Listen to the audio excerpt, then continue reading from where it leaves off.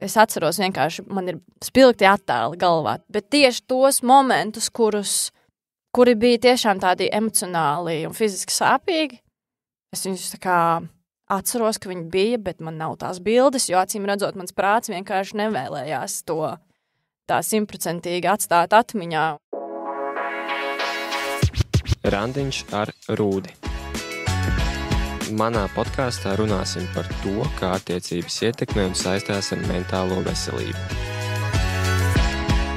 Esiet sveicināti, Randiņš ar Rūdi klausītāji. Šodien pie manis ir īpašs viesis, ciemos dziedātāja Patrīša. Čau! Sveiciens! Man ir prieks būt Randiņā ar Rūdi. Paldies par šo iespēju. Es sen esmu bijusi randiņā, starp citu, tā kā ir jauki. Tas tiešām ir forši, un man ir prieks tevi uzaicināt šajā randiņā. Bet jāsaprot, ka šis būs nedaudz citādāks randiņš varbūt nekā cilvēki domā, lai gan varbūt ir tāds nedaudz Valentīna dienas noskaņojums mums šajā brīdī, kad mēs ierakstām šo epizodu, jo tuvojas Valentīna diena, visu mīlētāju diena, bet šodien mēs laikam parunāsim par nedaudz tādām dziļākām tēmām, varbūt, ka ne tieši par mīlestību, bet kaut kādā ziņā arī par mīlestību, iespējams, jā. Piemēram, sevis mīlestību. Bet pirms mēs ejam tālāk, vēlējos to vienkārši pajautāt, kā tu jūties šodien? Ienākot pa durvīm jau pie tavas ciemos, jau redzēju. Es teicu, pirmā lieta, ka šodien man ir labs gars stāvoklis, un tas ir laikam arī tāpēc, ka šodien spīd saule, un mums tajā ziemas periodā, jeb sākot no rudens un viscaur ziemu, ir diezgan drūms un pelēks, un tā saule izlien varbūt kaut kādos īpašos brīžos, un tad tie īpašie brīži ir jāķer. Es uzskatu, es nesaku, ka tajās dienās, kad nespīd saule, man ir sliktāk, bet noteikti tā saule, es domāju, jebkuram cilvēkam iedod tādu prāta gaišumu, bišķiņ vieglāk uztver par dzīvi, prieku, pozitīvismu, 100%. Un paldies, es šodien jūtos visai labi, visai pozitīvi. Kā tu jūties? Es arī jūtos ļoti labi. Katrā ziņā es teikšu arī, saule tas ir fantastiski, ja ziemā uzspīd saule, tas ir ideāli, un es domāju, ka es ļoti ceru, ka Latvijā spīdēs biežāk saule. Es arī ticu, ka Latvijā spīdēs biežāk saule. Un ja mēs katrs arī būsim kā saulītes, tad arī viss būs daudz, daudz labāk. Tā kā, Tieši tā. Bet par tām saulītēm un runājot un par tām sajūtām, es zinu, ka tev arī ir gājis visādi. Vai ne? Ka tie tavi mentālās veselības ceļi arī ir bijuši dažādi, un nav tā, ka tu visu laiku esi jūtusies kā saulīt, vai ne? Un tas nav tikai laikapstākļu ietekmē, tur ir bijuši daudzi arī citi faktori, bet varbūt padalies ar tādu ieskatu, kā tā tava mentālā veselība ir mainījusies tavas dzīves laikā līdz šim brīdim un sākot no kaut kādiem pusauģu gadiem. Jā, es teiktu, ka tie laikapstākļi mainās gan ārēji, gan arī iekšēji mūsos. Un es esmu viens no tiem cilvēkiem, kurš es nezinu, vai diemžēl vai par laimi, bet spēcīgi arī parasti izjūtu to visu gamu un spektru ar tām sajūtām, ko tev dod tie laikapstākļi un laikapstākļu maiņas. Gan ārējais, gan iekšējais atkal. Un ir piedzīvots ļoti daudz atšķirīgas pieredzes, kas visas, protams, ir kaut ko devušas pozitīvu, varbūt tajā iznākumā, tīri tādā atziņu līmenī. Bet, protams, ka tās ir bijušas arī piedzīvotas daudz traumas, kas nav patīkami, un ar to ir bijis jācīnās, un vairāku gadu garumā, līdz tu ar to tiec galā, līdz tu spēj uz to varbūt reflektēt pilnīgi no citas skatu punkta, no citas prizmas, un atskaties arī uz kā tādu pieredzi. Un es teikšu, man ir jāpiemina uzreiz, lai es neaizmirstu, bet par cik man ļoti kopš vidusskolas arī interesēja psiholoģija, un es arī studēju biznesa psiholoģiju un tikko dabūju bakalauru, tad es to visu skatos kā no tāda psiholoģiska aspekta, un es vairāk mēģinu izprast, kāpēc cilvēki rīkojas kaut kā konkrētās situācijās, un mēģinu varbūt jau neņemt to visu tik pārspīlēti tuvu sirdī, lai gan mēs visi esam dzīvi cilvēki, un tās nepatīkamās situācijas, sevišķi ar salīdzinoši tuvākām personām, viņas ir diezgan sāpīgas, teikšu, kā ir. Bet, esmu pieredzējis ļoti daudz, ko tad mums būtu laikam šeit jāiet tā konkrēti cauri gadiem, kas, kad, kāpēc un tā tālāk, bet, es esmu gatava par to visu arī parunāt, jo es zinu, ka ir ļoti daudz jauniešu, un ne tikai jaunieši, bet arī dažādu vecumu cilvēki saskarās ar to pašu mobbingu. Mūsdienās tas ir krietni, es teiktu, ka izplatītāks un vieglāk izdarāms, diemžēl, jo sociālie tīkli, kur cilvēki var brīvi paust savu viedokli, un, diemžēl, to neviens nelimitē un kaut kā neierobežo, un ir tāda brīva vaļa izpausmei, un, jā, šķiet, ka cilvēkiem pieaugušiem pat, un cilvēkiem pat labā vecumā, kur šķiet, ka viņi varētu būt labs piemērs jaunajai paudzei, diemžēl parāda bieži vien to, ka cilvēkiem ir ļoti dziļi kompleksi un pašiem savas traumas, un viņi nemāk ar tām strādāt vai nestrādā ar tām, bet vienkārši izvēlās uz citiem tās uzkraut, un tas ir bēdīgi. Par to daļu, kas attiecās uz tiem cilvēkiem, par kuriem tu minēji arī internetā, ja, kas komentēja, iespējams, ka mēs vēl pieskarsimies, bet par mobbingu. Ja es pareizi saprotu, tad tas mobbings, ko tu piedzīvoji, tas bija skolas periodā. Jā. Nu, cik ilgs tas periods bija apmēram? 2 gadi, 3? Es teiktu, kaut kādi gadi 2 varbūt, tā rupji rēķinot, es tā nopaļoju uz 2 gadiem. Bet, es saku, tajā brīdī, protams, es tam ejot cauri, es ļoti daudz ko arī pati nesapratu, un man bija ļoti, ļoti sāpīgi tas viss, jo tas viss man notika ar personu, kas tajā brīdī, jeb līdz tam brīdim, kad sākās šīs te kaut kādas fiziskās izrādīšanās, es nezinu, kā to pareizāk šobrīd nodefinēt, bet tam būs turpinājums stāstā, un tad līdz tam brīdim mēs ar šo te personu bijām labākie draugi, un tas bija puisis, un mēs kopš 1. klases līdz tātad 7. klases beigām mēs tiešām bijām tā kā labākie draugi. Tur nebija nekādu simpātiju, man viņš tiešām bija tā kā čoms, jo man sanāk, ka klasē mācoties un vispār pārsvarā kaut kā sanāca pavadīt laiku vairumā ar puišiem, un tās bija arī tādas varbūt puišalīgākas aktivitātes, un varbūt arī daļai tāpēc, ka es dzīvoju tajā laikā Vecmilgrāvī vēl, un šie te visi puiši, ar kuriem es pavadīju laiku, arī bija no Vecmilgrāva, mēs principā bijām tā kā tādi kaimiņi un klases biedri vienlaikus, un un šis mans labākais draugs, viņš dzīvoja Sarkandaugavā, bet tik un tā mēs ļoti bieži pavadījām laiku kopā. Arī pirmais vasaras darbs, es atceros, mums bija tā kā kopīgs darbs. Līdz ar to ar viņu mēs piedzīvojam ļoti daudz foršu mirkļu mūsu, tādā draudzībā skolas laika. Un, visos svētkos, tas ir dzimšanas dienas, vārda dienas, mēs bijām viens pie otra ciemos vienmēr, un man bija ļoti labas attiecības arī ar viņu mammu, un, starp citu, nesen viņa mamma arī pēc ilga laika satiku nejauši pilnīgi, un es, protams, ka biju pārbijusies sākumā. Es zinu, kā to tā sajūta, kopš tā visa laika, kā tur viss noslēdzās arī, tā kā nebija neviens satiks, nekas nebija runāts, un man likās, kā man tagad uztvers, un tā tālāk. Bet es sapratu to, ka man īstenībā nav no kā baidīties, jo tas laiks bija arī periods, kurā mums bija reāli 11 gadi, un ko mēs tajā brīdī, esot skolēni, tur pirms 9. klases vispār varam baigi saprast no dzīves. Neko. Emocijas sit augstu vilnī, hormoni vienkārši šļūkā turp un atpakaļ, kas bieži vien ietekmē to, kā mēs tur uzvedamies, reaģējam un tā tālāk un tā tālāk.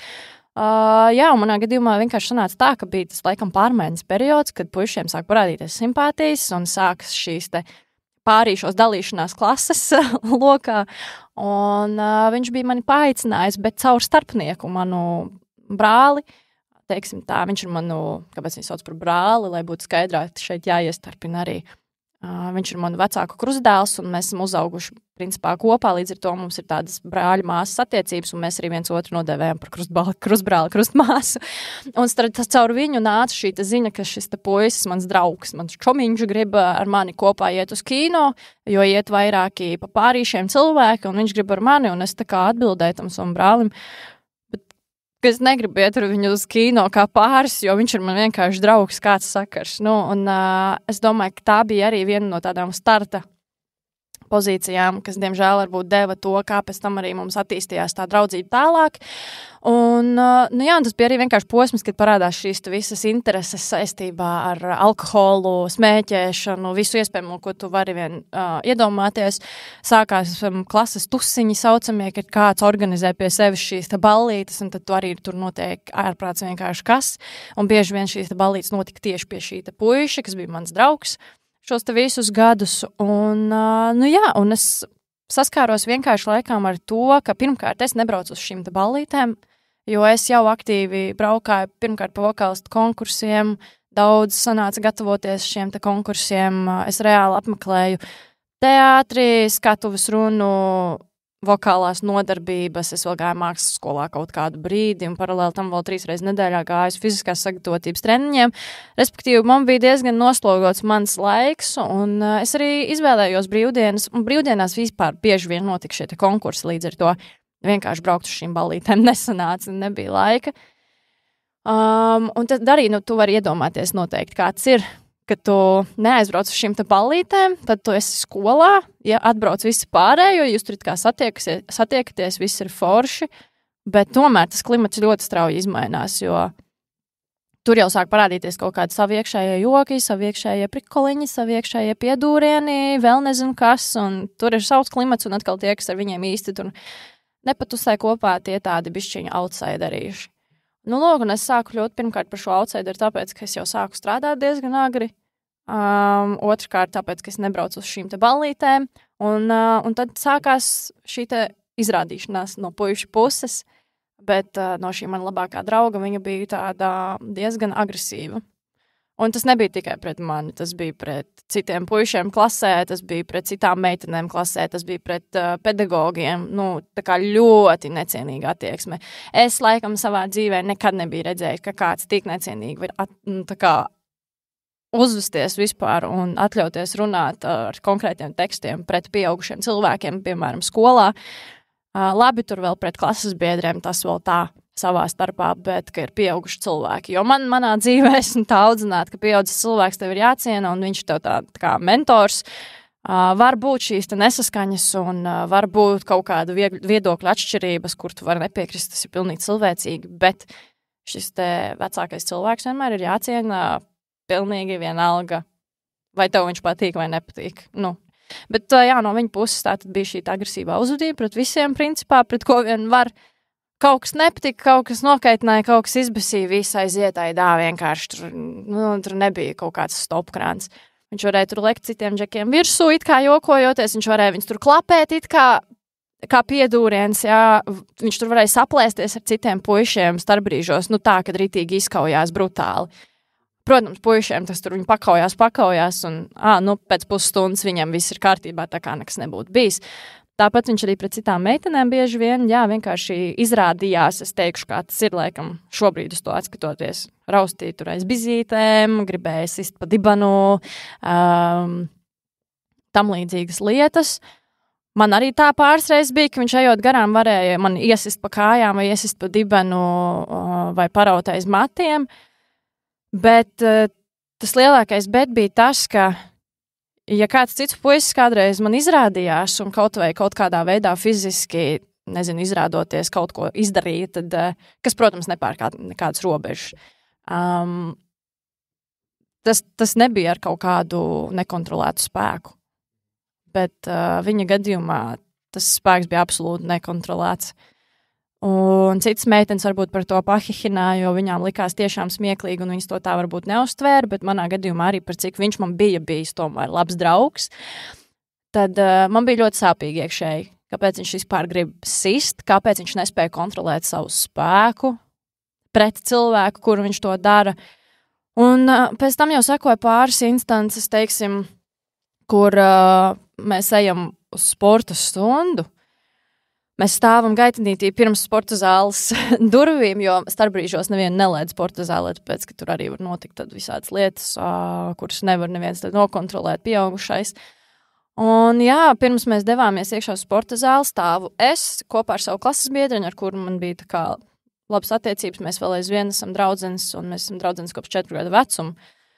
Un viņa bija viens no cilvēkiem, kuru dēļ, principā, es arī varēju atnākt uz to skolu kaut cik un vēl tur pabūt.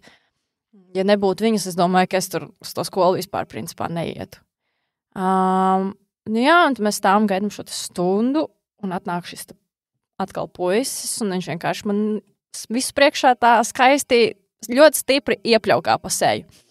Jā, tad, protams, es atceros ļoti spilgti, ka es biju ļoti lielā šokā, vispārējā arī tā kā iestājās tas klusums, bet tāpat laikā tu redzi tās pāris sejas, ka kāds hihina, kāds tā kā smīn, kāds ir tiešām šokā. Es, protams, saraudājos un es aizgāju prom. Es kaut kā savācos un atnācu atpakaļ šo sporta stundu un nevienam neko neteicu. Protams, ka visi, kas to redzēja, to redzēja. Bet, jā, neviens jau nekur arī neiesaistījās, tāpēc, ka viņš bija tas puisis, pie kura notika šie te tusiņi, un loģiski viņš bija kā tāds klases karalis saucamais, vai ne, un kurš tad tur tagad viņam pateiks, tu ko tu dari, jā. Neviens viņu negribēja ņemties, neviens viņu nevēlējās komfortēt, jo daudziem īstenībā es uzskatu, ka arī bija kaut kādā ziņā no viņa iespējams bail, jo viņš tiešām bija ļoti, ļoti spēcīgs. Nebija arī tur pārsteigums vairs, piemēram, tādi gadījumi, kā izsisti caurumi sienās skolā un tā tālāk. Tā kā tas jau viss parāda par to cilvēku, cik viņš pats spēja kontrolēt savas emocijas un visu, kas tajā brīdī, tajā vecumā viņam notika gan galvā, gan laikam arī kaut kur sajūtu līmenī iekšā.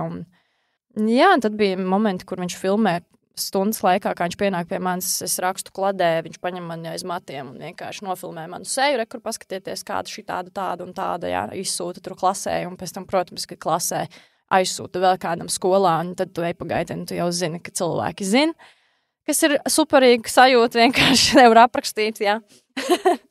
Tā kā ļoti nežēlīgi. Un šobrīd es to, protams, skatoties un tā tev stāstot, es vienkārši saprotu to un apzinos, cik īstenībā tiešām tas ir briesmīgi. Un jebkurš cilvēks, kas ar kaut ko tādu vispār saskaris, tas ir tajā brīdī, kad tas ir tas vecums, kad tu vēlies draugus, tu vēlies iederēties klases kolektīvā, tas ir drausmīgi, tas ir šausmīgi. Tu sāc uzreiz meklēt sevī visas vainas, tu sāc domāt, kas manī nav tas tāds, kā ir citos, kāpēc mani nepieņem, kāpēc par mani tā tur smējās, kāpēc tieši pret mani tā izturas un tā tālāk. Un bija daudz dažādas šādas reizes, tad bija vēl viena reize, piemēram, es jau gatavojos doties prom no skolas, un mums jau bija man liekas, 8. klases sākot skapīšu skolā. Līdz tam vecumam mums ir vienkārši gardrobs ar pakaramajiem, un that's it. Un tad, kad tev ir 8. klase, tad tu esi jau laimīgs liels skolēns, kuram ir skapīts katram savs. Vai vismaz uz 2 viens, jā. Un es sanāk taisījos prom no skolas, es biju viena no pēdējām, un pēkšņi atnāk viņš kaut kur tā tad arī bija bijis vēl kādā konsultācijā, un pēkšņi viņš atnāk, un viņš tur ir, un man vienkārši stress un tā, bet es mēģinu viņu neņemt vērā. Un viņš sapsihojās, jo viņš sāk man prasīt, kāpēc, jo tas bija arī, man liekas, tas brīdis jau, kad es biju ar vienu puisi, kas bija 2 gadus vecāks par mums. Es ar viņu biju nokomunicējis šo lietu, un viņam milzīgs sveiciens, jo viņš vēlāk arī bija viens no tiem cilvēkiem, kas man nezinot devās pie skolas vadības un sāka šo lietu risināt, jo viņam sanāca arī kašķis beigās ar to pašu puisi. Viņi tur arī sakāvās un kaut kas tam līdzīgs. Bet tas viss, protams, ka vienmēr sākās no tā cilvēka, kas arī man darīja pāri. Viņš man pie šiem skapīšiem vienkārši tā kā arī konfrontēja, prasīja man, kāpēc es vispār kādam kaut ko stāstu un kas tas vispār ir. Respektīvi, viņš baidījās par sekām, jo nereiz neizskanēja, kāpēc tu, piemēram, tur kaut ko, jā. Bieži vien ir tas, ko tu fleitē, ko tu tur stāsti pekstiņus, jā, bet tā kā tie nav pekstiņi, tā ir realitāte. Un viņš arī viņu apzinājās, es domāju, un tad viņš vienkārši piežņauts pie skapīša, tā kā, tas bija bailīgi, bet man liekas, ka es pat neatceros, tas viss ir, es atceros, ka tas ir noticis, bet tu tajā brīdī neatceries īsti, tev nav tās bildes, es esmu vispār tas cilvēks, kuram tāda vizuāla atmiņa ir ļoti spilgta un izteikta, un viņa man ir bieži vien glābusi visādās lietās, es atceros vienkārši, man ir spilgti attēli galvā, teiksim tā, citiem cilvēkiem ir laba dzirdes atmiņa vai tam līdzīgi, man ir šī tā kā es redzu kā bildes priekšā savu visu, bet tieši tos momentus, kuri bija tiešām tādi emocionāli un fiziski sāpīgi, es viņus tā kā atceros, ka viņi bija, bet man nav tās bildes, jo acīm redzot, mans prāts vienkārši nevēlējās to tā 100% atstāt atmiņā, un tas ir pats trakākais, par ko esmu domājis, ka kā strādā arī īstenībā mūsu tā galva, ka tādi traumatiskākie brīži bieži vien, tu zini, ka viņi ir bijuši, bet tev pat var nebūt tāda vizuāla atmiņa, tiešām es nezinu, kā viņi citādāk nosaukt, lai gan ir jau citi cilvēki, kuriem ir šis pēckara sindroms vai ne, un bieži vien viņš saistās vai ar skaņām, vai tieši ar kaut ko vizuālu, kas nostrādā kā saucamais trigeris, un tev sāks, piemēram, panika vai es nezinu, kāda reakcija. Bet varbūt labi, ka tev tieši nebija tādi... Varbūt. Iespējams, ka tas ievest tev vēl tādā dziļākā kaut kādā un sliktā sajūtā. Visu kaut ko es tur piedzīvoju, to, ka tur, pusklasi man pēc tam apsmēja, jo daudz bija beigās viņa pusē un tā tālāk, tad tur viņam uzradās draudzene, kas bija mana klasbiedrina, mūsu klasbiedrina. Tad tā sāka tur pret mani jau vērst pusklasi, un tad bija vēl viena meitene klasē, kura bija tāda izteikta.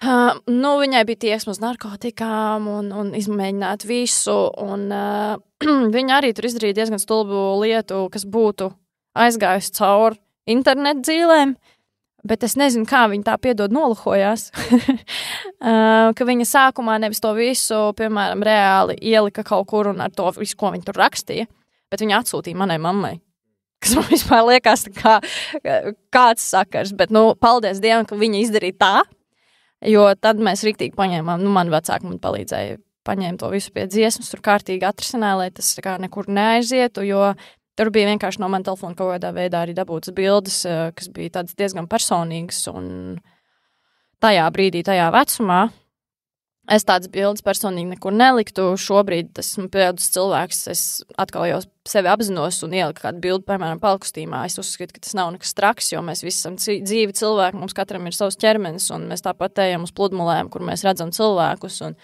ja tas nav nekas vulgārs, es uzskatu, ka tas ir ok. Bet tajā vecumā es nekad neko tādu nepublicētu. Bet tur bija tieši tāda rakstura bilde, kas ir vienkārši meitene pludmalē, paltkostībā, un es vienkārši zinot to, ka es negribētu pat nekur tādu bildi, lai parādās, tad man tas bija arī diezgan tāds nepatīkams moments. Jā, nezinu, 9. klases eksāmenes rezultātā visa tā es arī nerakstīju, jo es vienkārši nebiju spējīga uzturēties ar to klasi un tiem cilvēkiem vienā telpā. Man vienkārši visu laiku bija panika, es normāli negulēju tos 2 gadus pusotru.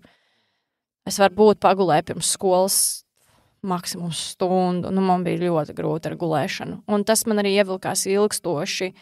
Pat līdz šim brīdim es vēl aizvien cīnos ar to, ka man ir grūtības iemigt. Citreiz ir ļoti tāds slikts miegs, jo iepriekš es cīnījos ar pilnīgāko bezmiegu, ar insomniju, kārtīgu. Un tad vienā brīdī, arī, diemžēl, jau viss bija tik smagi laikam, ka es pat nezināju, kur man liktās visas emocijas, jo es nesapratu, kā tas tā var būt. Atkal, ka tas ir mans bijis tuvs cilvēks, tuvs draugs, un kāpēc viņš ir izvēlējies tā rīkoties un tā tālāk.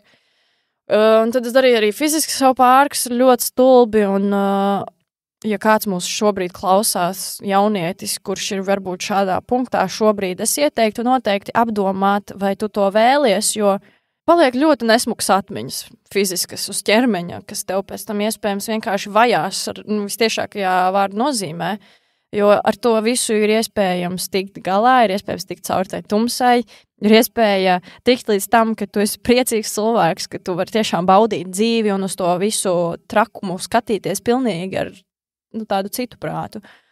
Un vai tiešām tu vēlies, ka tev paliek uz ķermeņa kaut kādas zīmes, teiksim tā, kas tev par to visu vienmēr visu dzīvi atgādinās. Tā kā to nevajag darīt. Un vienmēr ir jāpadomā tajos brīžos arī tomēr par saviem tuviniekiem, par savu ģimeni.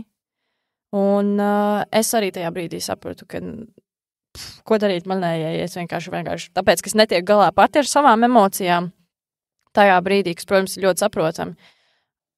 Ko es nodarītu kā saviem tuviniekiem? Come on. Es sev nekad to nevarētu piedot. Tā kā šobrīd sēžot, ja es būtu tur aizgājusi mūžībā, šobrīd sēdot šeit, es Patricija, kas ir šajā brīdī, es nekad sev nevarētu to piedot. Tā kā par to vajag ļoti, ļoti padomāt. Un es arī, diemžēl, protams, ka arī pieredzēju pāris skolā zinām cilvēku nāves, dažas no tām bija pašnāvības.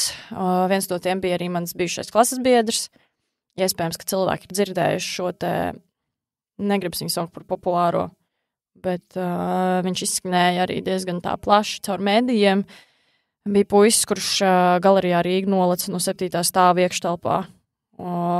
Veids pašnāvību, tas bija mans bijušais klases biedrs, ļoti gudrs puisis bija.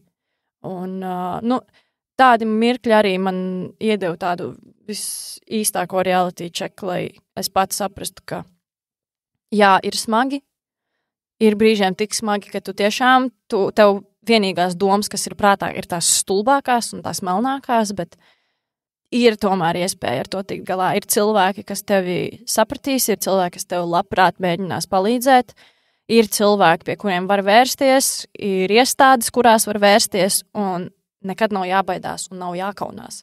Man arī sākumā bija bail un kauns vecākiem stāstīt, kas vispār notiek. Viņi tikai redz, ka es atnāku mājās un esmu pilnīgi kā nekāda.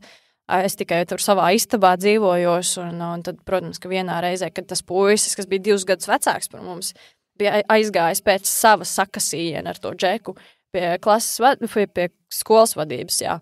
Tad par to arī uzzināja mani vecāki, un tad arī mums mājās sākās šīs sarunas par visu, kas notiek, un tā tālāk, un es teiktu, ka tas bija pat biedējošākais brīdis, kad tu zini, ka tev būs tūlīt vēl jāiet pārunām uz to skolu, ar visiem runāt. Jā, tas ir tāds grūts moments, bet to momentu vajag, lai abām pusēm nāktu atklāsmes. Un šobrīd uz to visu atskatoties, jā, es saku, tā ir bijusi ne tā patīkamākā pieredze, kuras nenovēlētu nevienam, un es negribētu vispār, ka jaunieši atļaujās citiem kaut ko tādu nodarīt. Protams, ka Rīgā šis kontingents skolās ir ļoti dažāds, un bērni nāk no dažādām ģimenēm, kur, diemžēl, varbūt daudzās ģimenēs arī šie vecāki nav tik ļoti iesaistīti bērna ikdienā dzīvē, skolas dzīvē. Un tad arī rodās šie momenti. Saucamie. Tā ir. Jā, bet es esmu visu piedevusi. Tu esi visu piedevusi? Esmu pilnībā visu piedevusi, un es arī, kad izgāju savu terapiju, es tur nebiju ilgi, un es tur neaizgāju daudz reizes, bet tās pāris reizes, cik tur bija, man ļoti daudz ko deva personīgi. Un es arī uzrakstīju tam savam draugam, klases biedram, kas man darīja pāri, kā arī ziņu no savas puses, arī atvainojos viņam par to, ja es kaut ko esmu viņam nodarījusi.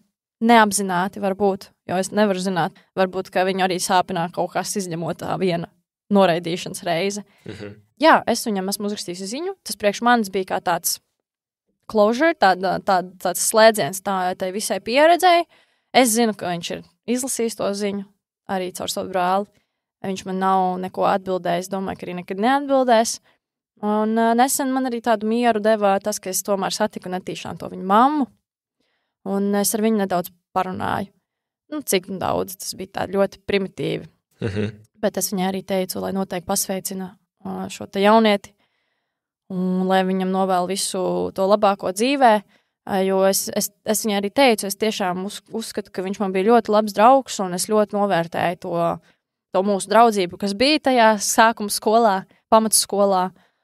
Un jā, es ceru, ka neviens netur uz mani ļaunu prātu, jo es uz viņu neturu ļaunu prātu, un es saku, ka arī tas bija tāds vecums laikam, kad mēs īsti vēl daudz ko no dzīves nesapratām, un tāpat laikā arī nesapratām, kā tikt galā ar savām emocijām.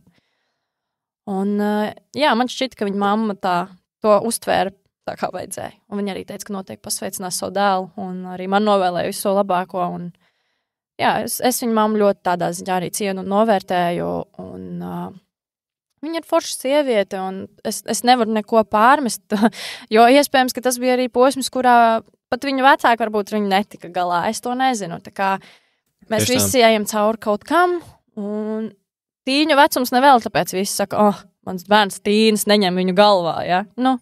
Pēc, ka tīņiem ir, acīm redzot, tāds periods, pāraugsmes periods, kurā mēs cīnamies ar kādām pārmaiņām savā visā organismā. Ir cilvēki, kas paliek tīņi visu dzīvi arī. Tas arī ir ļoti, ļoti reāls scenārijs, bet tu minēji par to terapiju. Kad tu sāki terapiju? Vai tas bija jau tajā brīdī, kad tu biji tajā mobbingi ieskaust, teiksim tā, vai tas bija jau pēc tam? Terapijā es devos vispār, tas bija jau labu laiku pēc tam. Man liekas, ka es biju 12. klases vai 11. klases skolniece.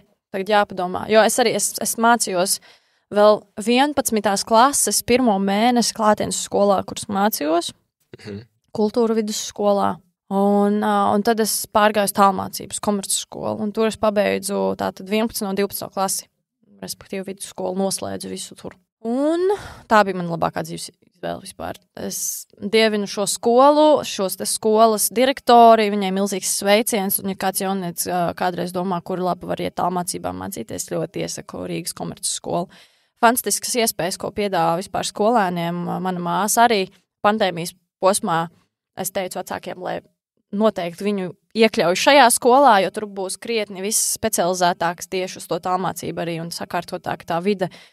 Un nevēlti tai skolai ir arī 2 pūcas apbalvojumu par labāko, man liekas, mācību iestādi vai izglītības sistēmu, tas tā man šķiet ir. Un, respektīvi, tur arī ļoti daudz cilvēku, jaunieši, runāsim par jauniešiem, ļoti daudz jauniešu, kuri jau agri ar kaut ko sāk nodarboties arī profesionāli un sanāk, piemēram, doties bieži uz citām valstīm, vai vienkārši tu zini, ka tu nevar dienas ietvaros atrasties skolas solā, tad tā ir izcila skola, kurā mācīties. Jā, tā bija laba pieredze tur būt. Bet par terapiju runājot, tas bija, man liekas, ka 19. vai pat jau 20. gads, kurā es sāku iet uz terapiju un rēķini. 20. gadā man bija 19, tad es jau biju pabeigusi vidusskolu. Un es biju jau saņēmusi pirmo zelta mikrofonu par debiju, un tad man parāva, protams, uz visām pusēm pēc tā visa, par ko es biju ārkārtīgi, protams, priecīga un pateicīga, un tas bija, brīnišķīgs arī tāds periods manā dzīvē. Es kā jauns mākslinieks arī sāku savu darbību tā nopietni ar labelu palīdzību un bija pirmā zem labela Latvijā, un tas viss, protams, arī varens spiediens un tāda liela atbildība, ko nest. Un, tad es sapratu, cik mans grafiks izskatās uz priekšu pilns, un tad man pārņēma tāda neliela panika, bet tāpat laikā es biju ļoti tiešām priecīga, ka man ir visi tie pasākumi un iespējas priekšā. Un tad sākās pandēmija, principā neilgi pēc tam arī. Bet vēl līdz tai pandēmijai, es sapratu to, ka esmu baigi kaut kur iegrimus tādā tumšā atkal kaut kādā vietā. Un tad producents, ar kuru tajā brīdī es arī strādāju, viņš bija viens no cilvēkiem, kurus arī uztvēra ilgus gadus kā tādu mentoru un tiešām uzticamības personu. Viņš bija tas, kas man ieteica doties pie terapeits, pie kuras viņš arī pats ir devies. Es pie viņas pāris reizes aizgāju, un es saku, man tās pāris reizes, es neatceros, cik es tur pie viņas aizgāju. Bet man viņas ļoti daudz ko deva. Jo man ir tā, es nezinu, vai tā ir problēma, bet esmu pārāk tāds cilvēks, kurš ļoti labi spēja pats sevi apzināties, kas ir tie mani mīnusi, sliktās kaut kādas lietas, vai tieši tie momenti, kas man būtu jāizlabo.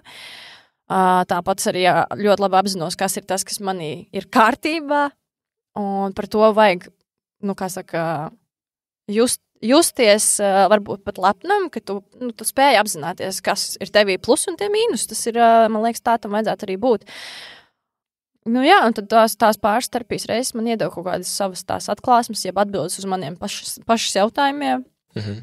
Un visu, un tālāk es sapratu to, ka es pati jau zinu tās atbildes, ko man pateiks, vai es zinu tos ieteikumus, ko man ieteiks, un es vairs neredzēju jēgu vienkārši iet stundu sēdēt, pat ne stundu runāt, stāstīt, samaksāt to naudu, un es jau zinu, ko man pateiks. Un tad tas man bija tāds tā kā klikšķis pašai priekš sevis, ka man liekas, ka es varu pat arī tikt galā. Man ir vienkārši jāatrod kaut kādi savi veidi, kā es tā kā uztveru to priekš sevis kā tādu varbūt terapiju. jo tas prasa laiku kaut kādā ziņā, lai ar to visu tiktu galā. Un visus palielam. Varbūt tās bija 5 reizes maksimums, kas aizgāja pie tās terapeits. Tu minēji to, ka tu jau saprati, ko tev tas terapeits iespējams teiks.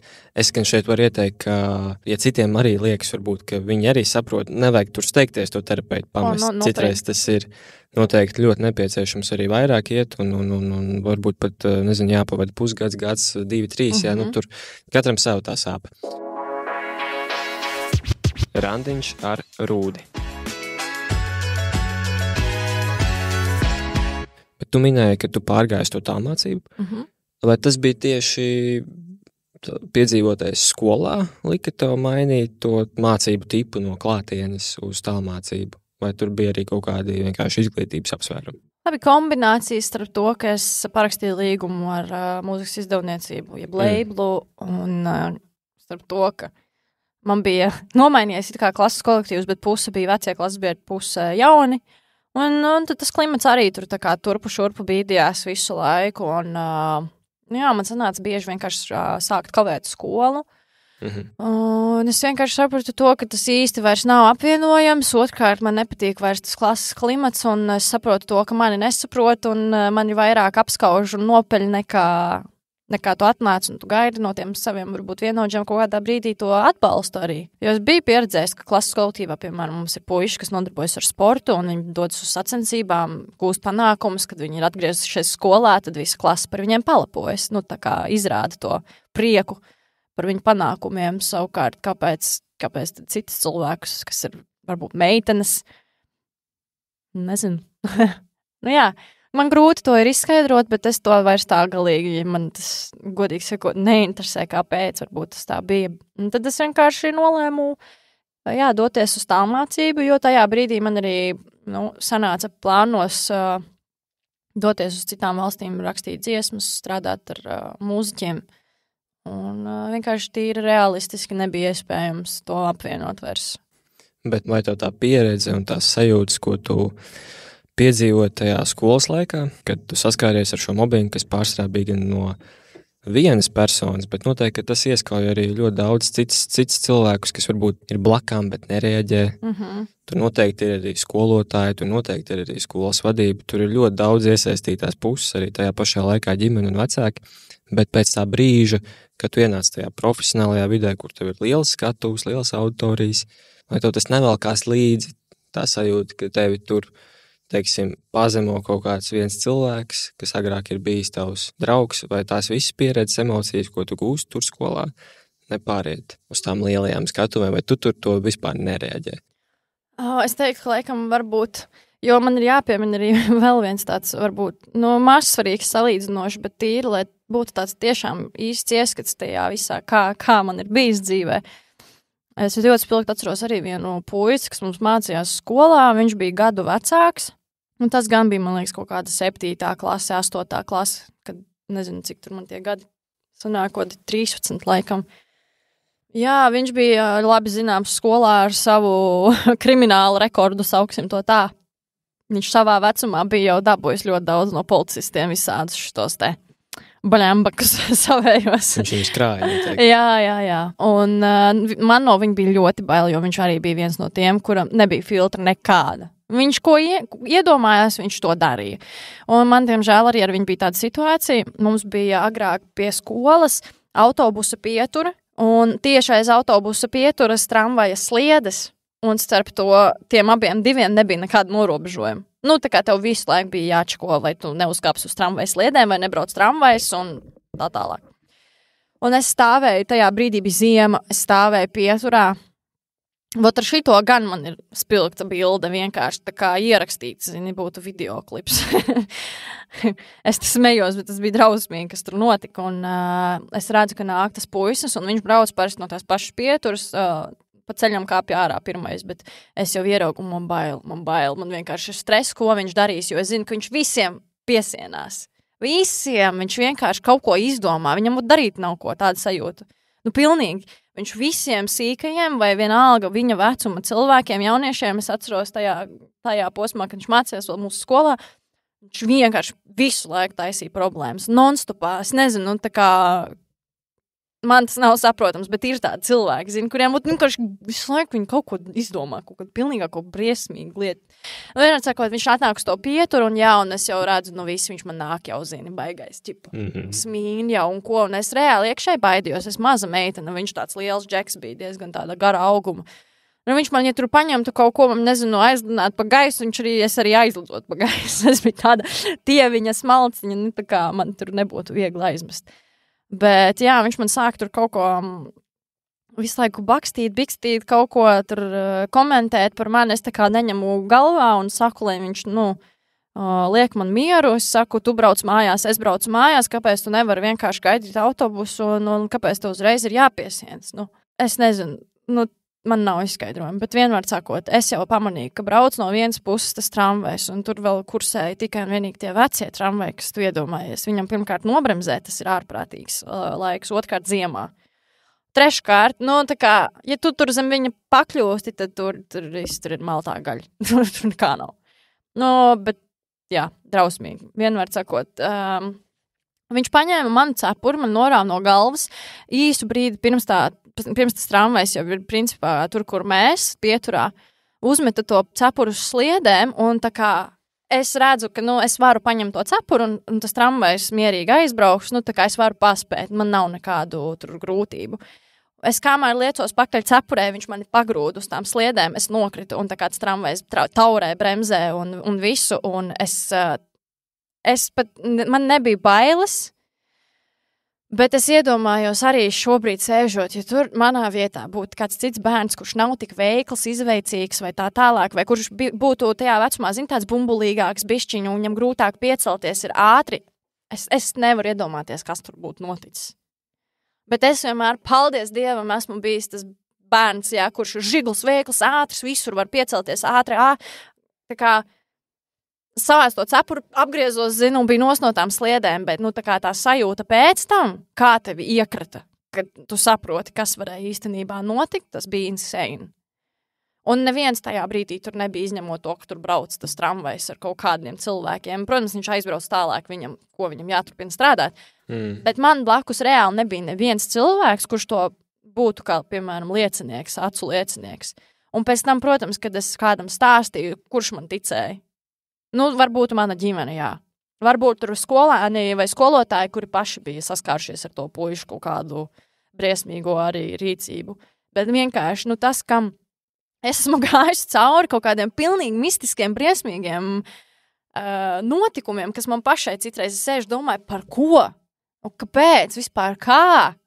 Man pašai tā kā es norauju, tādu pilnīgu, piedod, tev jāliek būs pīkstuls, what the fuck? Kā? Nav, es nezinu, kā pasniegt vēl labāk šo sajūtu. Un es teiktu, ja tu man prasi atkal redz, kur tālāk, ja par to tagad esot kā atpazīstams cilvēks, ka cilvēki komentē vai izsaka kaut ko par tevi, vai mani tas kaut kā ietekmē. Ir reizes, kad ietekmē, protams, jo visu, ko es daru, ir no sirds un patiesi, un es gribu, ka pirmkārt, man tas ļoti daudz ko nozīmē, bet es zinu, ka tas arī citiem cilvēkiem kaut ko nozīmē. Un, bet es teiktu, ka visas tās iepriekšējās manas dzīves pieredzes man ir norūdījušas pietiekoši, lai es to neņemtu pierē. Jo es saprotu, ka arī tie visi, kas to raksta, vai visi, kas tev tur heito un tā tālāk, kas tie ir par cilvēkiem? Es viņus neredzu, es viņus nesatieku, es viņus nezinu. Visdrīzāk viņi sēž mājās vispār zem šitā anonīmā sava konta, caur kuru viņš man tur raksta savus arī kaut kādas briesmas. Visu, kas viņam ienāk prātā, un viņš neko pats nedara savā dzīvē lietas labā, lai viņš kļūtu par kaut ko labāku. Un tad, kad tev ir tā sapratne un apziņa, un tāds skats uz to visu, tad tev neinteresē. Tagad, tas pāriet varbūt vairāk uz to, ka man kā cilvēkam šobrīd pat varbūt sāpīgāk ir kaut kādi brīži, kas saistās ar reāliem cilvēkiem, kas ir bijuši kaut kādā brīdī man nozīmīgi, tuvi, iespējami komandas biedri. Un, ka tas viss mainās. Tas viss mainās, tās attiecības mainās, jo mēs šeit šodien arī runājam par attiecībām.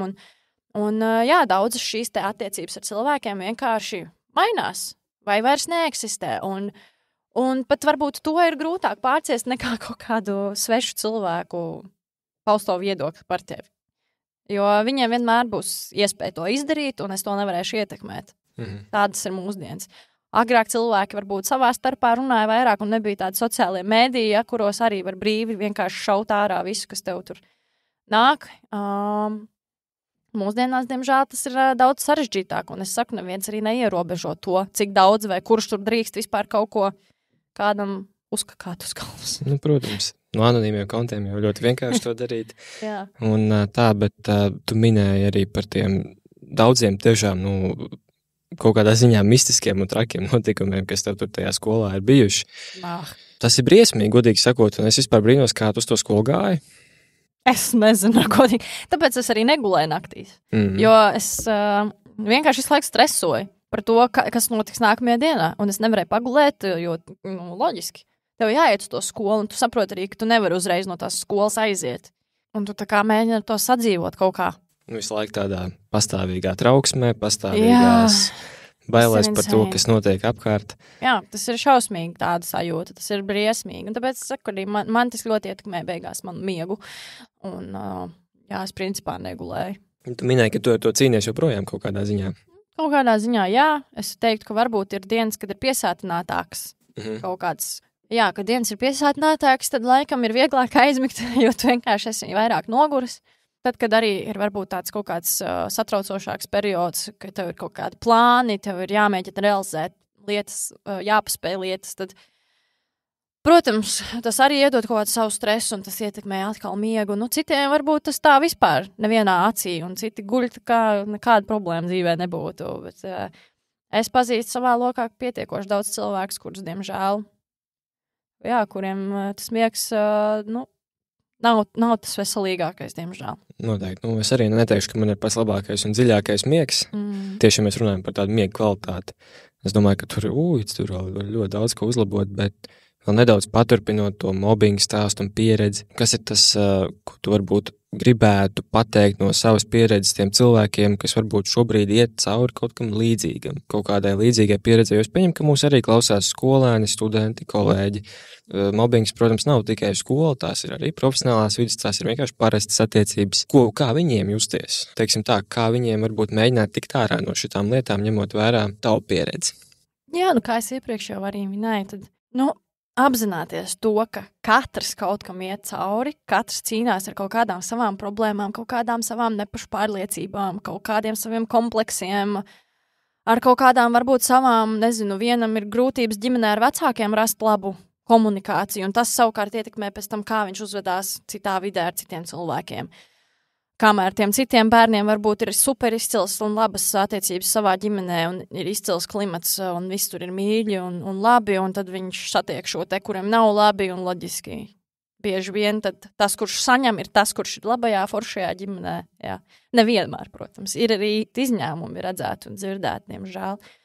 Es gribētu vēlēt to, ka, ir jāatrod tas spēks, ir jāatrod tā kaut kāda mazā spēja saņemt to dušu un vērsties pie kāda pieaugušā cilvēka. Nevis pie kāda vienkārši uzticamības personas, kas, kaut vai tavs vienaudzis, jo bieži vien tie vienaudži baidās paši par sevi, un viņi nerīkosies tālāk. Tas arī ir ļoti reti kaut kādā īpašos izņēmumu gadījumos, tāpēc ir svarīgi vērsties pie pieauguša cilvēka, kurš tiešām ir pieaudzis tieši tā iemesla dēļ, ka viņam nav ko zaudēt, bet viņš grib iet kā pieaudzis cilvēks arī risināt šīs lietas un palīdzēt iespējams šim jaunajam cilvēkam. Bet, šim mobbingam nav arī nekādu vecumu ierobežojumu, līdz ar to es gribu teikt, ka vienkārši cilvēkiem nevajag baidīties meklēt palīdzību, nevajag baidīties kaut vai zvanīt uz šo te pašu pieejamo uzticamības telefonu, kuram var piezvanīt un parunāt un iespējams rast sev kaut kādu labu variantu, ko tālāk darīt,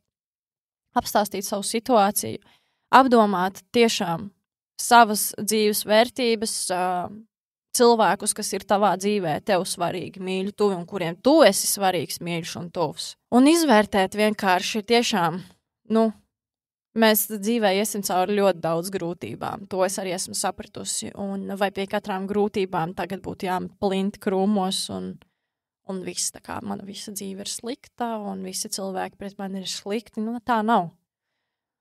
Ir jātiek cauri un pāri šīm grūtībām, lai nonāktu pie kaut kādas izaugsmes, pie kaut kādām atklāsmēm un pie iespējams tā labā posma, kas nesīs prieku, pozitīvismu, gaišumu un visu pārējo. Jā, pirmais solis ir saņemt dušu un vērsties pie kāda pēc palīdzības, kaut vai tīri tāda atbalsta. Un savukārt pārējiem, kas iespējams redz šādas situācijas no malas, nebaidīties iesaistīties, aizstāvēt cilvēkus, kuriem dara pāri, un jo vairāk jūs tādi kopā sanākat un pasakat tam pāri darītājiem ko tu dari un tu nedrīkst tā darīt, jūs iedomājaties īstenībā, cik ļoti tīzlā pozīcijā jūs nostādat to cilvēku, kurš ir visatļautīgs. Viņš sajūtīsies ļoti nērti, jo viņš neko nevarēs iesākt.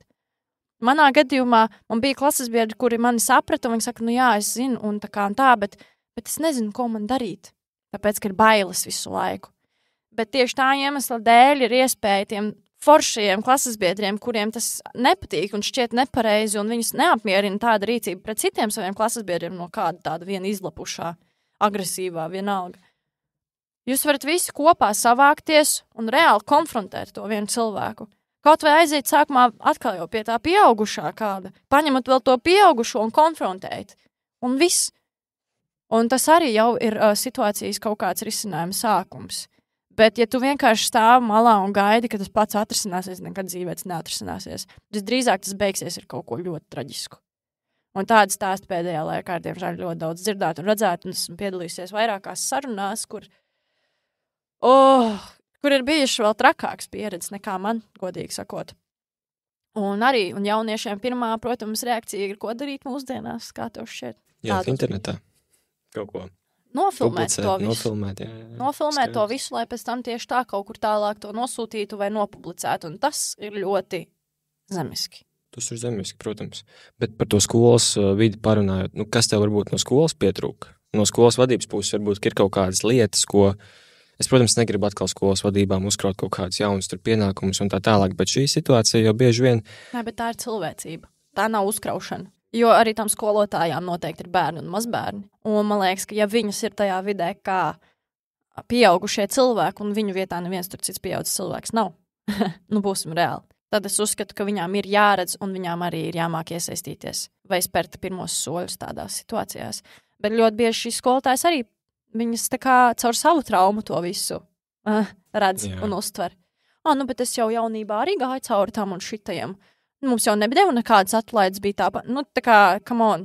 Tas viss ir ļoti vecs modelis un piedod, tu pats neesi sev ļāvis augt un tikt no tām traumām vaļā un tu nespēji paskatīties tā kā uz tām lietām realistiski un vēlēt kādam iekšēji īstenībā kaut ko tādu līdzīgu pieredzēt. Man liekas, ka pilnīgi arī piedod. Es nesaprotu, kāpēc tu esi skolotāji, jo skolotāji ir sensei, un sensei parasti ir mentori, un es uzskatu, ka mentoriem būtu jābūt tiem, kas parāda, kā vajadzētu rīkoties.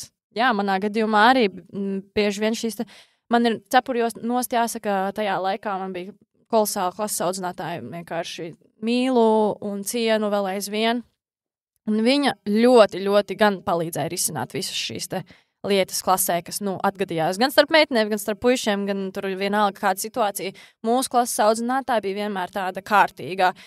Viņa nepieļāva kaut kādus pilnīgus stulbumus. Viņa bija gan mīļa, gan stingra, bet tādā ļoti, ļoti labā balansā. Respektīvi, es arī uzskatu, ja tu izdari kaut ko, pilnīgi piedod, tu nedrīkst tā darīt, tad es tev norāšu un es tev pateikšu, ka tu tā nedrīkst un tev būs audzināšanas stunda, lai tu to saprastu, vai ne? Tā. Savukārt, ja viss ir labi, tad ir forši, ka tev ir tāda pasniedzēja, kas tev māk arī pateikt kaut ko jauku un uzslavēt. Tā tam, man liekas, tā tas arī strādā cilvēku psihē, diemžēl, vai par laimi. Un, man klases audzinātāji, paldies, viņi bija viens no tiem cilvēkiem, kas tiešām atbalstīja un mēģināja saprast abas puses. Nevis iestājās par kādu no pusēm, bet viņi mēģināja abus saprast. Kas arī, manuprāt, ir izcili, tā kā pareizi. Bet, piemēram, tur bija arī mums skolas psiholoģe, direktore, kaut kāda lietvede, tur direktors vietniece. Tieši tā psiholoģi, ko izdarīja. Es aizgāju pie viņas vienu reizi uz viņas kabinetu. Viņa man paprasīja, kas ir noticis, Saulīt. Spilgt atceros. Viņa man piesēdināja pie kaut kādas tās smilšu kastes, kur ir kaut kāds mans, un viņa teica, tu man droši vari visu stāstīt, tikmēr tu vari tur rušināties, ja tev ir es domāju, kas esmu kaut kāds bērndārznieks. Godīgi. Tas ir bišķi smieklīgi, jā. Teikšu, ka bieži vien jau mums tajā skolās ir tā problēma, ka mēs netiekam ar šīm situācijām galā tikai tāpēc, ka vienkārši nav tās izpratnes par to. Absolūti. Un arī paši skolotāji, es neteikšu, ka tas ir vienmēr, bet ir gadījumi, kuros tomēr viņi paši ir mobbingotāji. Jā, un kuri paši izdara to spiedienu uz skolēnu, pilnīgi nevietā, nosaucot arī viņu par apaļīgu un tā tālāk, un katru dienu viņam šito drelējot. To es arī ļoti labi atceros no savas kaut kādas pieredzes, un bieži vien pat arī tas pārējot uz universitātēm, kas man vispār liekas ir kaut kāds nonsens, kā var universitātēs vēl to darīt. Nerunāšu vispār par savu augstskolas pieredzi, esmu laimīgi, ka es dabūju to savu grādu, un es neminēšu, kur es studēju, bet es vienkārši es biju šokā. Es nebiju iedomājusies, ka mums augstskolās, diemžēl, ir šādi. Jā, tur mums ir ļoti daudz ko uzlabot un strādāt šajā visā. Kā vēl? Jā, bet ņemot vērā to visu tavu pieredzes bagāžu, ko tu esi paņēmusi no tā laika, un varbūt ko tu esi tagad, teiksim tā, izmanto kaut kādas labās lietas. Pieņemsim, kā arī tu ej uz skatuves, tu sastopies ar tiem pašiem komentāriem, tiem pašiem heiteriem, tu sastopies arī ar citiem profesionāļiem savā vidē, un varbūt arī tur ir mobbings. Es nezinu, varbūt mūziķu vidē arī ir kaut kāds. Tā jau jebkurā nozarē, absolūti. Jā, cilvēkiem piemīt kaut kādas, atkal jau tas viss nāk caur traumu, es uzskatu tās pašas skaudībiņas vai kaut kādas nepārliecības par sevi, par to, ko tu dari, vai otrādi citreiz cilvēks, kuram ir daudz traumu, viņš to mēģina kaut kā noslēpt ar to, cik viņš ir varens, un viņš pataisās par varenu, lai gan īstenībā caur to visu esmu tāds cilvēks kaut kā savā dzīvē, kopš bērnības bijis, ka es satieku cilvēku kaut vai pirmo reizi, momentāli viņu nolasu, es redzu visas nianses, es redzu tā kā, ka viņš ir iespējams satraucies, es redzu, kas viņam izraisa iespējams to diskomfortu. Es ļoti uzreiz varu pateikt, tā kā ātri par cilvēku tādā ziņā. Tagad tu man tur ir bijuši cilvēki, kas nāk un stāsta, tagad tev jādara tas un šitas, un viņš man stāsta visas savas mazliet zināšanas, visu, cik viņš ir gudrs, un sēžu domāju, nekā cita jau nav tev ko pastāstīt, laikam. Saprot? Tā kā, jā, man ļoti vienkārši interesē tāpēc arī šī psiholoģija un cilvēki, un man tas šķiet tik interesanti tieši laikam arī pateicoties manu to pieredžu dēļ. Visticamāk, jā. Ka es mēģinu vienmēr atrast tos iemeslus, mēģinu savilkt kopā to rīcību ar kaut ko, jo no kaut kā jau tā rīcība rodas. Ne jau vienkārši tāpat no zila gaisa. Protams, ir cilvēki, kur ir impulsīvi, ir cilvēki, kuriem ir dažādas ratas slimības, vai ne, tie paši kaut kādi disorderi, kas angliski es vairāk pārzinu šos nosaukums, latviešu valodā nedaudz mazāk. Bet, jā, manā draugu lokā arī ir ļoti daudz cilvēku, kuriem ir šis ADHD, OCD, varbūt kādam pat ir PTSD. Es domāju, ka jauniešiem šie nosaukumi nav sveši mūsdienās, jā. Un es pati citreiz domāju, ka varbūt man pašai vispār ir šis hiperaktivitātes sindroms, jo es domāju, kuram radošam cilvēkam nav. Jo tās smadzenes citreiz kā viņas strādā, un tas arī ir viens no iemesliem, kāpēc nevar normāli pagulēt naktī. Visu laiku. Tur notiek šitas paralēli, domā, ko vilkt mugurā, ka tev māja aiztīra, bet paralēli tam tev vēl ir visi radošie visas radošās idejas un procesi, kas notiek galvā vēl pirms tu reāli fiziski sāc to visu darīt. Jā, tas ir crazy. Bet kā tu esi iemācījusies savākt sevi par šiem visiem laikiem, ko tu esi piedzīvojusi? Kā tagad savāc sevi tajos brīžos, kad varbūt tu jūties sliktāk? Jāatrod ir savas gan nodarbes, gan kaut kādi savu mazie rituāli. Līdz ko tu viņus atklāji un saproti, ka jā, tas man palīdz tad arī viņu piekopt. Un es sapratu to, ka arī cilvēkiem, kuriem citreiz ir šīs te varbūt kaut kādas sava veida mentālās problēmas, tīri, es domāju, depresīvās noslēdzas vai nomaktības, tad īstenībā tā disciplīna vai kaut kas bišķiņ tev vismaz ikdienā iedod šo te rutīnas sajūtu, tas palīdz. Jo man iepriekš, piemēram, vispār nebija nekādas rutīnas. Es arī gribētu teikt, ka man šobrīd ikdienā dzīvē nav absolūti nekādas rutīnas, tik cik no rītiem tu piecelies, tev ir konkrēts kaut kāda secība, ko tu dari, iziet ar suni, uztaisīt brokastis, pāriest brokastis, sagatavoties dienai un tad sāk darīt savus dienas darbus, bet katra diena ir pilnīgi cita. Katru dienu tu celies citā laikā, katru dienu tu ej gulēt aptuveni arī citā laikā, tāpēc, ka katra diena, principā, ir atkarīga no tā, kāda tev viņā ir plāni, cik tas daudz paņems tavu laiku. Priekš manis personīgi, mani rituāliņi noteikti. Pirmais jau esmu tik pateicīga, ka es vispār dziedu kopš bērnības un ka man tā mūzika un tā tālāk, jo mūzika ir bijis viens liels mans dzīves glābējs reāli. Es esmu arī mēģinājis meditēt, un to man ir grūtāk izdarīt, tāpēc es vienmēr uzskatu, ka priekš manis dziedāšana ir mana meditācija. Jo tas ir tas brīdis, kurā man var būt, cik vien slikti man var būt, bet es kaut vai uzslēgšu kādu vienu dziesmu, kur es gribu padziedāt, es viņu padziedāšu, un tas ir brīdis, kurā vienkārši tu jūties tik brīvs no visa tā, kas tevi apgrūtina tajā brīdī, un citam tas ir kāds instruments, ko viņš varbūt spēlē, un viņš tādā veidā atslēdzās no visas tās realitātes. Man tā ir dziedāšana, tāpēc arī ļoti, ļoti, ļoti pateicos dzīvei, ka es varu strādāt šajā nozarē un tiešām darīt to, kas man ļoti, ļoti patīk, un būt uz skatuves un radīt dziesmas un izpildīt savas dziesmas. Tas ir, un kad tu vēl dziedi koncertā dziesmas kopā ar visu publiku, tas ir vēl vairāk. Wow. Es vēl aizvien to nevaru tā kā nevis pieņemt, bet aptvert līdz galam, jo man liekas kaut kas tāds, ļoti īpašs. Es kopš bērnības esmu sakojis lielām zvaigznēm, vai ne, un es redzēju, kādi ir tie koncerti, kur viņi uzstājas, un ka visa publika dzied tavu dziesmu. Un kad tu pats pirmās reizes kaut ko tādu pieredzi tā kārtīgi, tādā lielā apjomā, tas ir ļoti aizkustinoši, jā. Bet tas arī man ļauj iet uz priekšu un neapstāties. Un kā es arī varbūt, eju tālāk savā dzīvē ar tādu, kā saka, misiju varbūt pat. Ka es arī esmu diezgan daudz kur runājis par šo savu pieredzi un tādā veidā, kā varbūt atverot durvis vairāk vēl uz šo tēmu. Jaunieši arī tad redz to, ka arī tie cilvēki, kas ir kaut kur atpazīstami, populāri, kā daudzi grib mūs saukt. Mēs arī esam dzīvi vienkārši parasti cilvēki īstenībā, savā būtībā, visdziļākajā. Tas viss materiālais, kas mums ir apkārt, tas īsti neskaitās. Tas ir tikai kaut kas, ko mēs ārēji redzam un varam iegūt ar kaut kādu savu veidu darbu, protams. Bet, kad iekšēji jau mēs visi esam cilvēki, viens un tas pats pēc savas būtības, kails, pliks un nabags. Tā, ja mums nekā nav, mums visu noņemt, tad mēs esam vienkārši cilvēki, un mēs kā bez nekā esam pliki un kaili. Un mēs katrs saskaramies ar kādām grūtībām, mēs katrs ejam cauri kaut kādām drausmīgām vai pozitīvām pieredzēm.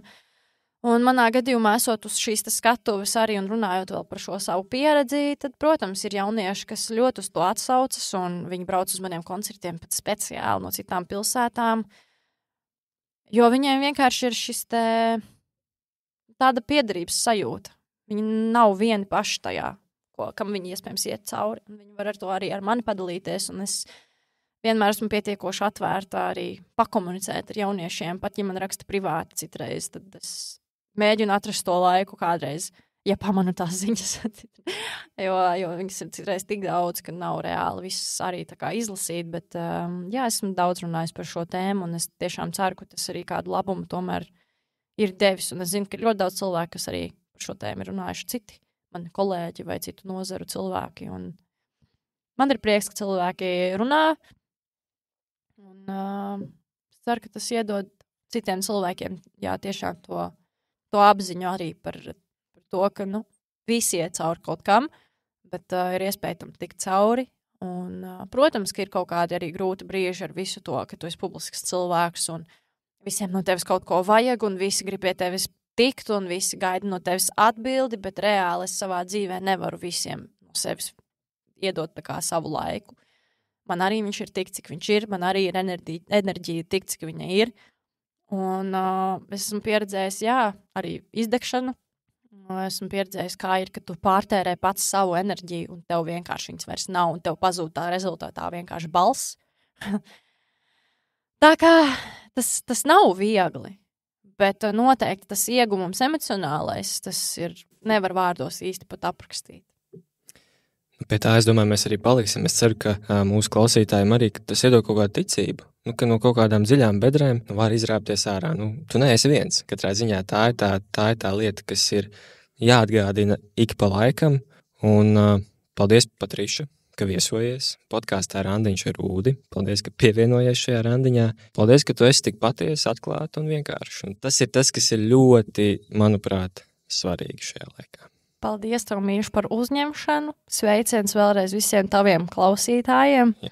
Un es arī ļoti ceru, ka šīs sarunas kādam kaut ko dod, kaut vai mazu cerību un iedvesmu, ka dzīvē nav nemaz viss tik slikti. Pat varbūt esot šobrīd tādā grūtākā posmā, to visu ir iespējams atrisināt, un visam ir iespējams tikt cauri un iznākt tajā saules gaismā. Un šeit es gribu, lai varbūt pat cilvēki noklausās manu dziesmu Pilsēta no lauskām, jo tā ir viena no dziesmām, kas arī sevi iekļauj šo te domu par to, ka mēs cīnāmies ar daudz grūtiem notikumiem un bieži vien pārdzīvojam varbūt arī līdzi citu cilvēku notikumiem, jo mēs esam empātiskas būtnes, bet dienas beigās ir iespēja iznākt, redzēt kaut vai šo skaisto saulāktu vai saulrietu, kas mums dod šo te cerību. Jā, tas tāds mazais sveiciens taviem klausītājiem, bet es domāju, ka priekš manis man tā dziesma arī bija ļoti, ļoti nozīmīga, jo tajā brīdī, kad es viņu rakstīju, arī es gāju cauri atkal tādam varbūt grūtākam kaut kādam mazam posmam ar jaunu pieredzi savā dzīvē. Un lai tā dziesma kalpo gan priekš manis, gan priekš citiem kā tāda. Tieši tā. Klausieties Patrišu, dziediet Patrišas dziesmas, ejiet uz koncertiem un tiekamies jau nākamajās Randiņš ar Rūdi epizodēs. Tā. Tā. Tu tikko noklausījies podkāstu Randiņš ar Rūdi. Ja mentālās veselības un attiecību tēma ir tuva arī tev, un tu vēlies manā podkāstā izstāstīt arī savu stāstu, raksti man sociālajos tīklos. Podkāsts tapis ar biedrības Skanda atbalstu.